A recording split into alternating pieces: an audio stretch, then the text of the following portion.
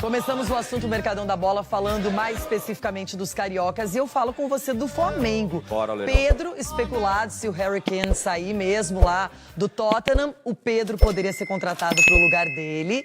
Tem mercado europeu ainda, muitos avaliam que foi uma participação rápida, né, lá no futebol italiano.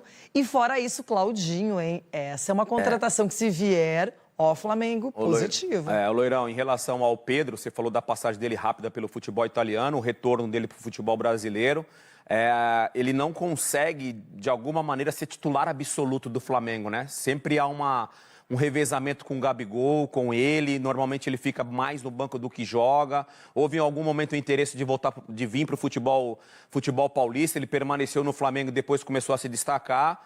Jogador jovem, que tem essa característica do 9 de área, né? E que se adapta muito bem ao estilo do futebol europeu. A gente falou aqui há poucos dias em relação ao interesse do mundo árabe no Arrascaeta, muito mais do que no Everton, porque o Everton Ribeiro é um jogador que já tem uma idade mais avançada. Daí, de repente, é o interesse pelo Claudinho. Surgiu até o nome do Scarpa de ontem para hoje. O Scarpa já parece que quer ficar mais tempo no futebol europeu, quer se adaptar mais. Parece que ele disputou só 10 jogos lá no futebol inglês, então ele tem vontade de ter mais sucesso no futebol inglês, que seria um nome interessante para a volta para o futebol brasileiro. Agora o Claudinho, a passagem dele no Bragantino fala por si só, né? E, aliás, eu lembrei agora de um jogo que ele fez Flamengo e Bragantino lá no Maracanã, que ele acabou marcando um golaço, se destacando. Seria uma ótima contratação para o Flamengo.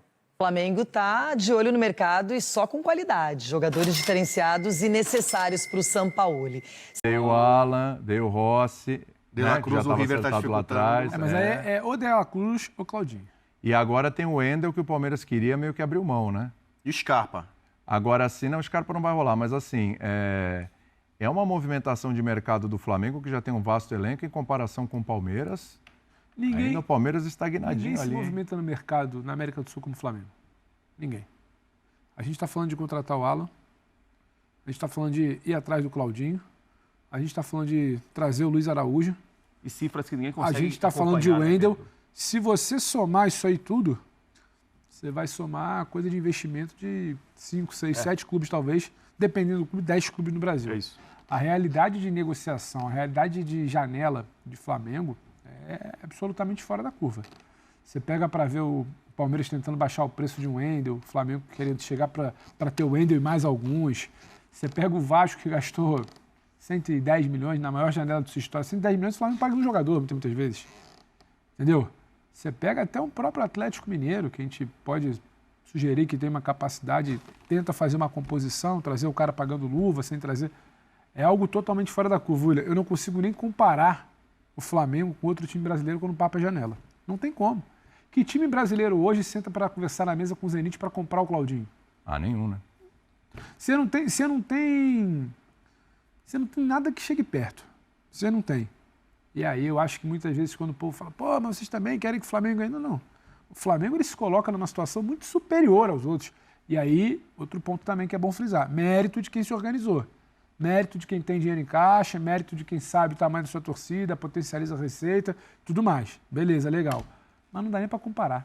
Não dá nem por isso que o Palmeiras tem que ter um trabalho muito certinho no seu departamento de futebol, tem que estar tudo girando muito bem. Você compensar Por isso que o Botafogo claro, precisa saber muito bem o que vai fazer com o que tem de menos ali em termos de valor. Tem menos dinheiro, tem menos investimento, tem menos capacidade para essa janela, inclusive, porque investiu na janela de um ano atrás. Então tem que estar tudo muito bem ajustado do ponto de vista de trabalho. O Atlético não pode fazer um trabalho mais ou menos. O Grêmio se perde, o Suárez já fica capenga. O que vai ser agora do Cudê no Inter com o Ener? Todo mundo precisa estar muito ajustadinho para brigar contra essa máquina. O Flamengo é uma máquina hoje no futebol brasileiro. E aí não é achismo meu, do Prato, do Bubu. É só você colocar os valores na mesa. A janela está aberta ainda, a gente não sabe, mas o Flamengo deve, neste ano, bater o recorde histórico de investimento de um clube brasileiro. Ele fatura mais de 1 bilhão de reais, então ele deve estabelecer essa marca. O Flamengo, em termos financeiros de negociação, ele está se comportando como um time europeu de segundo nível. Sim. Ele não é o Manchester City, ele não é o Paris Saint-Germain, ele não é o Bayern de Munique, não é o Real Madrid, mas ele tem contratado com uma certa regularidade jogadores acima de 10 milhões de euros. O Flamengo não se assusta. Quanto é que é? 15 milhões de euros? Deixa eu ver aqui. 20 milhões de euros? O Flamengo já está chegando nesse nível, nesse patamar. Olha o esforço hercúleo, como gosta de dizer o Prats, que o Corinthians fez com o Yuri Alberto. Vender, para pagar 50%, entregou a base. Leva quem você quer aqui, qualquer garoto aqui, vem cá, vai você lá, fia a bagagem, tá aqui, só por 50% do Yuri Alberto, sabe? Parece que o clube, assim, sabe, se matou, se esfolou todo. O Flamengo faz isso sem suar, assim, de uma forma muito tranquila. Quanto é que tá? 15, 20 milhões de euros? Deixa eu ver aqui e tal. Pode ser, não sei o quê. Remunera muito bem seus jogadores. Tem vários jogadores de altíssimo nível de seleção, inclusive Uruguai, caso do Arrascaeta.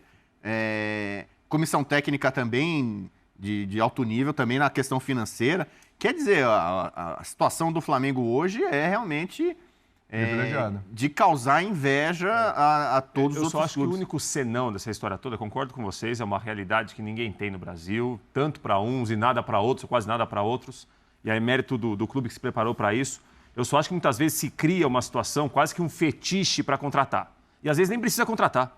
Você tem 3, 4 jogadores muito bons em uma posição, você quer trazer um quinto. Mas para acrescentar sempre é bom. Claro que é bom. Não é que é proibitivo isso. Mas você cria até no torcedor uma situação que ele fica às vezes mais preocupado em quem vai chegar, em quem vai ser contratado, do que propriamente para analisar o time.